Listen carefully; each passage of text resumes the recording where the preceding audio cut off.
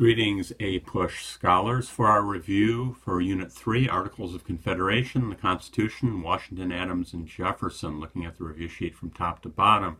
Successes of the Articles of Confederation in comparison or contrast with the failures of the Articles of Confederation. The successes of the Articles of Confederation, first of all, they successfully prosecute and win the war against Great Britain. Secondly, they get an advantageous peace treaty. The Brits leave, and they give us land all the way to the Mississippi River, which is not a given, and fishing rights off the coast of Canada. And thirdly, they get the Articles of Confederation Congress, this weak, flimsy national government after the war, gets the states that are disputing and arguing over Western lands to turn the state over to the national government. Then they proceed to pass the Land Ordinance. This is the Articles, the Land Ordinance of 1785, which divides the land rationally into townships. Each township is 6 by 6 miles, and there's a section that's set aside for education. And this land is going to be sold. The deeds are going to be given, and land is going to be sold to settlers. So this is a source of income. It's a way to rationally, fairly settle the land and set aside land for schools.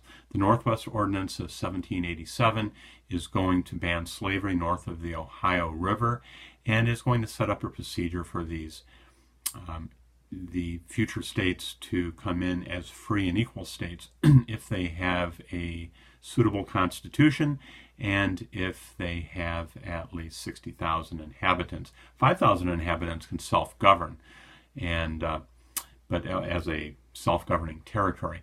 The Constitutional Convention's purpose was to strengthen the Articles of Confederation government. Remember Shay's rebellion. Right before the Constitutional Convention, there's a rebellion of Western Massachusetts farmers who are protesting a tax on their land, which they have to pay in gold and silver. And one of the ironies here is that many of these farmers, led by Daniel Shay, he's a Revolutionary War hero. He is going to lead a bunch of farmers. Many have not been paid for fighting for freedom against taxes, and now taxes are causing them to lose their land, causing them to be arrested. So Shay's rebellion shows the weakness of the Articles government, which can't easily put this rebellion down. So the ostensible reason for meeting in Philadelphia, the delegates are supposed to amend or fix or tweak this Articles to make it stronger. Instead, they arguably hijack the Articles. They are going to create a stronger central government. And the arguments the two major arguments are, how are we going to have representation? And the decision is to have a bicameral legislature where the Senate will have equal representation, which is what the Articles had. All the states get an equal vote, 2 senators per state. And the House of Representatives will be proportional. So big states like Virginia in population will have more vote, more clout than smaller states like Rhode Island. The anti-federalist argument against the Constitution basically is who wants a stronger government. We just fought a revolution against King George and his minions, and we had a war, killed a lot of people. We're not looking for a new tyranny. We're not looking to create a monster which which might be set against us. And the thinking is that the states all have democratic governments. People find their identity in the states. Let's have strong states with a very loose confederation. Well, this hasn't worked out real well. The failures of the Articles of Confederation: there is no president, there's no one person in charge, there's no national courts to settle disputes, there's trade wars going on between the states as they move their goods back and forth across borders. And perhaps worst of all, the Articles of Confederation could not tax. They set voluntary quotas on the states, and you know how voluntary taxes go. Taxes aren't coming in. So the government is essentially impotent. It can't do anything. It can't raise an army against the Indians who are marauding on the frontier. It can't pay back the Revolutionary War veterans who are walking around with these IOUs. Not only is the Articles of Confederation not feared by other nations, but it's not respected. The Spanish have got a Fort Natchez on the Mississippi on our side of the river, and the Brits are still in their forts in the west. And Madison is going to argue in the Federalist Papers, which are these editorials which are trying to persuade voters to back the new proposed government. He's going to argue in, I believe it's Federalist 10, which is one of the many editorials. Now you see them collated into a book. But at the time, there are arguments for why we don't have to fear this large government. And one is that this fear of being governed by some sort of a mob or being picked on by a group of, by a large group in a large state, is that small states will make alliances within a larger government. There'll be natural protection as groups sort of balance against each other to keep one group from having too much power, kind of this balance of power within a new United States. And the Articles is ratified by 9 out of 13 states. They don't do the 13 out of 13 rule under the Articles. They sort of bypass by way of state conventions instead of going through state legislatures. And the first election is in 1788, and Washington is sworn in 1789. He runs unopposed, wins all the electoral votes, and he will be a two-term president. Coming into office, he's got a number of things he's got to deal with. 4 foreign policy problems for Washington and how we dealt with them. Well, Spain is blocking our access to New Orleans, and the Pinckney's Treaty, also called the Treaty of San Lorenzo, gets us the right of deposit, the right to deposit our trade goods in this port on the Gulf of Mexico. The Brits are in our forts, and their forts on our land, and blocking us from trading in the Caribbean. And Jay's treaty is going to be a promise that they should get out of their forts and leave our property. And this is unpopular with many people who feel that, you know, we shouldn't have had the dicker in the first place, and that we're stiffing the French here, who see this as a peace treaty with their enemy. You have the Indians who at the Battle of Fallen Timbers in Ohio will be defeated by General Anthony Wayne, and they will sign the Treaty of Greenville, which cedes essentially Ohio, this part of the Midwest. And then finally the French are sort of demanding that we back them, a little quid pro quo, since they backed us during the Revolutionary War. They want us to help them in their fight against the British. There's this long, long French Revolutionary War that becomes the Napoleonic Wars, lasts from 1789 really through through the end of the Napoleonic years.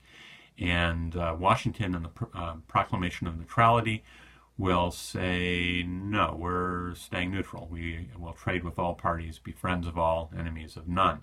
Hamilton is Washington's Secretary of Treasury. He has a 3-part economic plan. In his report on public credit, he says we need to pay off the debt to be credible, to be believable. And essentially how he does this is he takes on new debt to pay off old debt. But to get buy-in, he has an assumption bill which says that the national government will pay the state debts. And some southern states who've already paid off their debts don't like the idea of having to carry northern debt.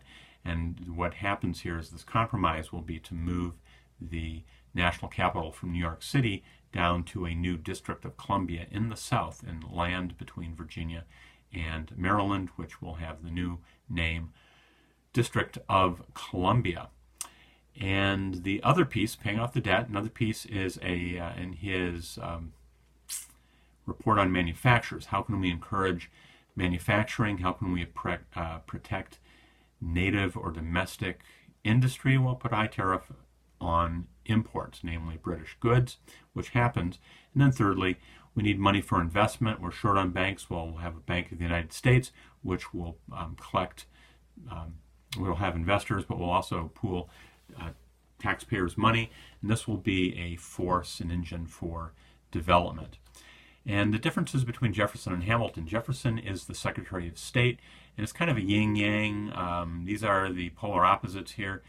Hamilton and Jefferson are different in several ways. One, Hamilton sort of envisions a nation of traders and merchants and businessmen, while Jefferson sees a nation of farmers.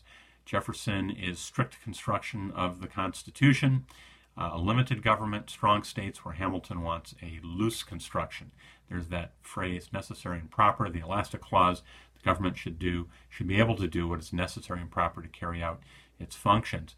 Hamilton is pro-Britain, and Jefferson is pro-France. And the issue of the Bank of the United States is going to be one of these flashpoints concerning this idea of loose construction. It doesn't say in the Constitution that you can have a bank, a national bank. And many people see this as a violation of the Constitution. Many see it as a plot by the rich against the poor. And eventually this bank will be torpedoed by Andrew Jackson, but that's in the future.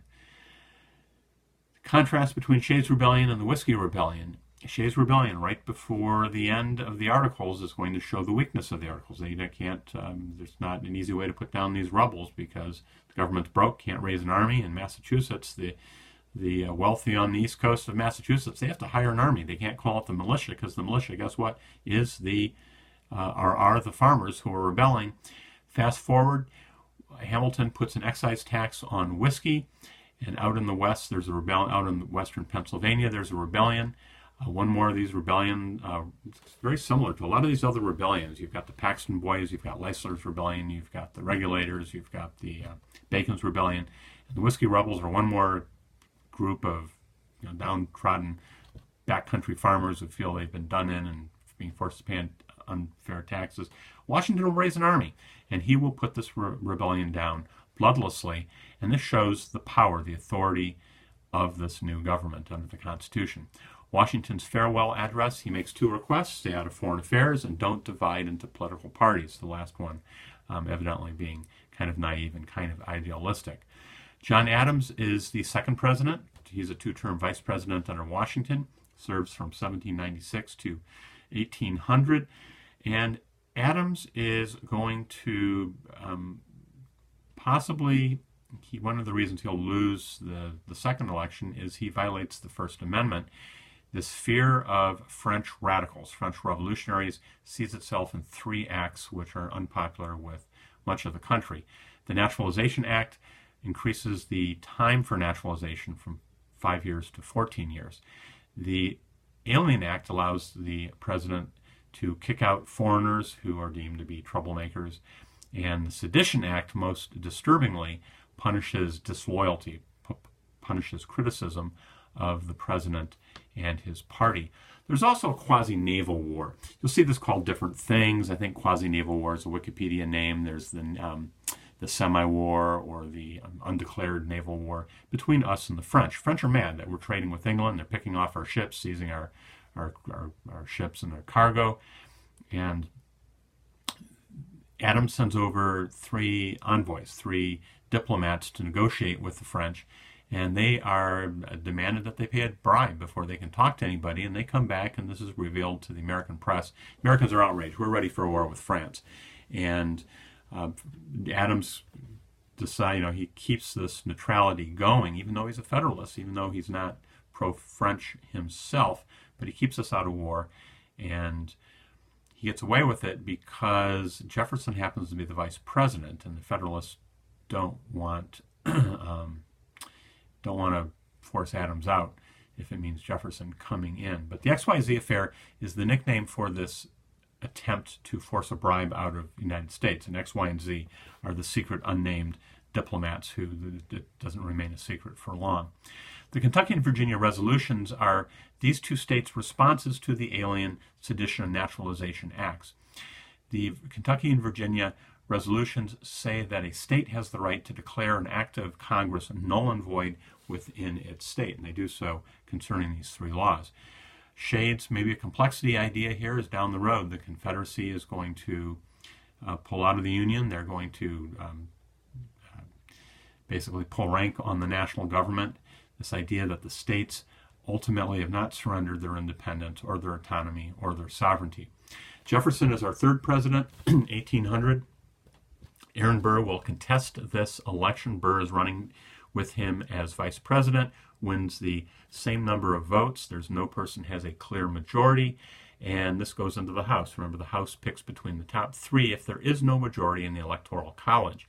And after 35 votes, Jefferson will win. And this is called the Revolution of 1800. You have a peaceful transition of power between Adams, who doesn't like Jefferson, and turns power over and steps down and leaves office peacefully. You have the repeal of the whiskey tax. You have the the Alien Sedition and Naturalization Acts will be allowed to expire. Jefferson shrinks the military, and he's an advocate, and he's for small government. So this is the first change of government that is peaceful between parties, and there won't be another Federalist president after this. The Orders in Council are orders by the British government to blockade France and to seize any ships that are trading with the French. And unfortunately for us, this is largely American ships. The Milan Decree and later, earlier, the Berlin Decree banned foreigners from trading with England. This is a French ban, so there's both sides are banning our trading with England. Remember, the first problem is the XYZ affair, but later the Brits are going to be grabbing more of our ships. You've got this continental system. Remember, Napoleon is vowing to bring that nation of shopkeepers to its knees. He's forbidding any place under his control in Europe to trade with Great Britain. So we're caught in the middle. We are saying that we're neutral and everybody should leave us alone, and we're not being left alone. We're going to be slowly but surely dragged into the French Revolutionary Napoleonic Wars here. The Embargo Act is an attempt by Jefferson in 1807 to keep our ships out of harm's way, and he bans, this is very dubious constitutional legality, and it's very contrary to his strict construction position, he bans trade with anybody. Our ships can't trade with anybody overseas. And after this crashes the economy on the East Coast, in 1809, you have Congress passing the Non-Intercourse Act, which bans trade just with England and France. And you have Macon's Bill, number 2, which passes Congress, and this says, in the 1810, says we will trade with either England or France if they agree to leave us alone, but we'll keep the blockade, or keep the embargo on the other party. So the French kind of smartly, intelligently agree to this. No in real intention, I don't think, of following through, but this leaves the Brits looking like the bad guys. And they're the ones seizing our ships and impressing our sailors. This is forcing them to work for and in the British Navy. 1803, Jefferson buys the Louisiana Purchase from Napoleon for $15 million. The original goal of the negotiation was control of New Orleans, this key port which Spain had given us access to much earlier. How does it end up in France's hands? Well, at this point, Spain has been taken over by France. And this also contradicts Jefferson's strict constructionism. There's nowhere in the Constitution that says that you can buy real estate in the middle of North America from a French dictator, but he does it anyhow. Marbury versus Madison, important Supreme Court case under Jefferson, part of this revolution of 1800. The Supreme Court, for the first time, rules a law unconstitutional. It makes a decision that it has the right of judicial review. This is not specifically stated in the Constitution. I believe this can be totally assumed for a number of reasons, basically precedent. But here's the Supreme Court is carving out its niche, that its power, its balance, its check on power is it can rule a law passed by Congress and signed by the President to be unconstitutional. And namely, this will be the 1801 Judiciary Act, which gave the Congress the right, it's called the writ of mandamus, which allowed the Supreme Court to order an executive branch official to do its job. And when Marbury doesn't get his judgeship under the Judiciary Act of 1801, he goes down to the government and he goes to Mr. Madison's office and he's asking for his judgeship. And Marbury is a Federalist, Madison is a Republican under Jefferson. And the court, which is Federalist, surprises everybody. Rather than give a Federalist Marbury his job to this new position created by the Judiciary Act of 1801, the Supreme Court basically says they don't have the right to order the president around, but by turning down the writ of mandamus, they are taking a much greater power for the rest of American history. And finally, the Barbary Pirates. These are North African Muslim pirates who are attacking American ships who are no longer protected by the English flag, by English tribute payments. And there's 2 Barbary Wars, but basically these wars are kind of a draw. We But we take the Barbary pirates on, and there's a land attack, and there's sea attacks, and they're grabbing our cargo ships, our merchant ships in the Mediterranean, and even off the coast of Spain and Portugal. So it's a showdown. We flex the small muscle we have against these pirates to show that we're not going to take this passively. All right, guys, there's our drive-by review. Good luck. Study early, study smart. Signing out.